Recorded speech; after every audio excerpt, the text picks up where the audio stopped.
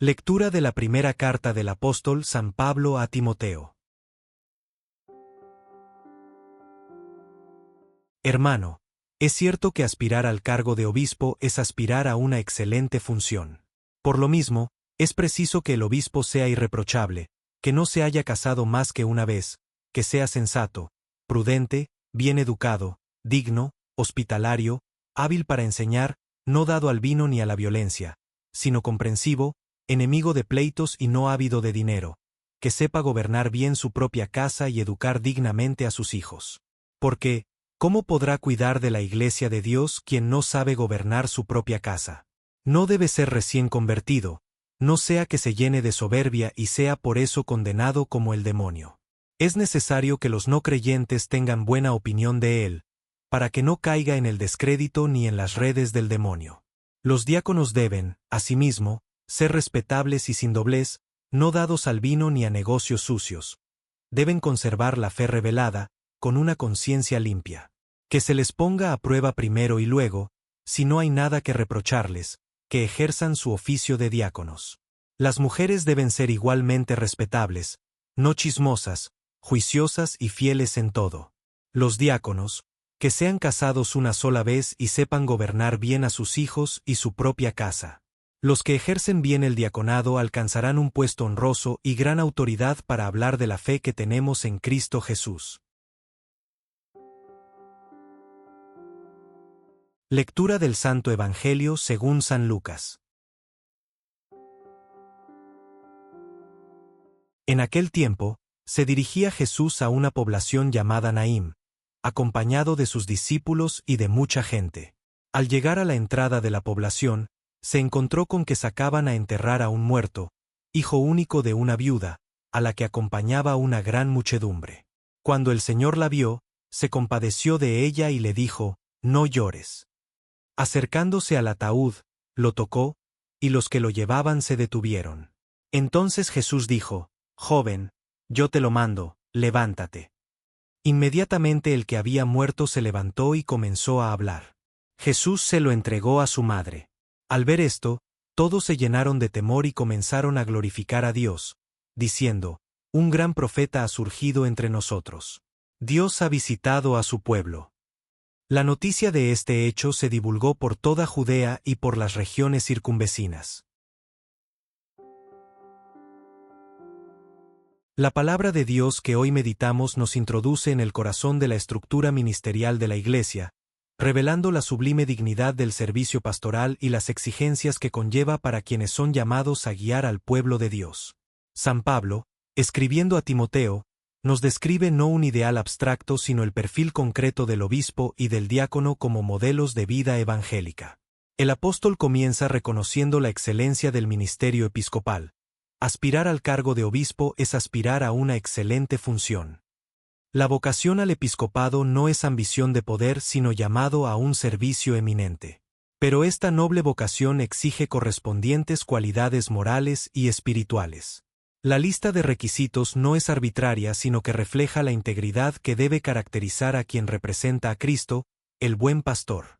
Las exigencias abarcan todas las dimensiones de la persona: vida familiar intachable, que no se haya casado más que una vez; virtudes humanas, sensato, prudente, bien educado, digno; carismas pastorales, hospitalario, hábil para enseñar, y autodominio, no dado al vino ni a la violencia. El obispo debe ser comprensivo, enemigo de pleitos y no ávido de dinero, mostrando así el equilibrio entre la firmeza en la verdad y la misericordia en el trato. La advertencia sobre gobernar bien la propia casa antes de cuidar la iglesia de Dios revela un principio fundamental. La autenticidad del ministerio se prueba en la vida cotidiana. Quien no vive coherentemente en lo pequeño, no podrá ser fiel en lo grande. El peligro de la soberbia en los neófitos nos recuerda que el ministerio requiere madurez espiritual y humildad profunda. Para los diáconos, Pablo enfatiza similarmente la integridad moral y la solidez doctrinal. Deben conservar la fe revelada, con una conciencia limpia. El proceso de prueba previo muestra la seriedad con que la Iglesia debe discernir las vocaciones al servicio ordenado. Las cualidades exigidas a las mujeres, probablemente diaconisas o esposas de diáconos, incluyen el respeto, la discreción y la fidelidad, destacando cómo toda la comunidad está llamada a la coherencia evangélica. El Evangelio que hoy contemplamos nos presenta uno de los milagros más conmovedores de Jesús, donde se revela de manera singular el corazón compasivo de Dios frente al dolor humano.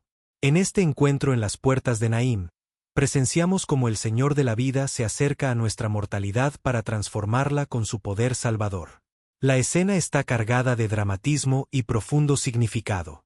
Jesús llega a Naín, cuyo nombre significa agradable o delicia, pero se encuentra con la realidad más dolorosa, la muerte que arrebata a un hijo único de su madre viuda. Esta mujer representa la máxima vulnerabilidad en la sociedad antigua, sin esposo que la proteja, sin hijo que la sostenga, enfrentando el desamparo total. La gran muchedumbre que la acompaña contrasta con la soledad esencial de su duelo. El verbo se compadeció usado para describir la reacción de Jesús es profundamente significativo. No se trata de una simple lástima, sino de una conmoción visceral, una participación real en el dolor ajeno. La compasión de Jesús es activa. Lo mueve a acercarse, a hablar, a tocar lo intocable. Su palabra "no llores" no es consuelo vacío sino anuncio de que el llanto será enjugado por la acción divina. El gesto de tocar el ataúd, acto que según la ley judía producía impureza ritual, muestra que Jesús no teme contaminarse con nuestra condición mortal. Al contrario, su santidad purifica nuestra muerte. La orden "joven, yo te lo mando, levántate" manifiesta la autoridad del Creador sobre la vida y la muerte. No ora al Padre para que obre el milagro, él mismo ordena con poder divino. El resultado es inmediato y completo. El joven se levanta y comienza a hablar, signo de vida plenamente restaurada.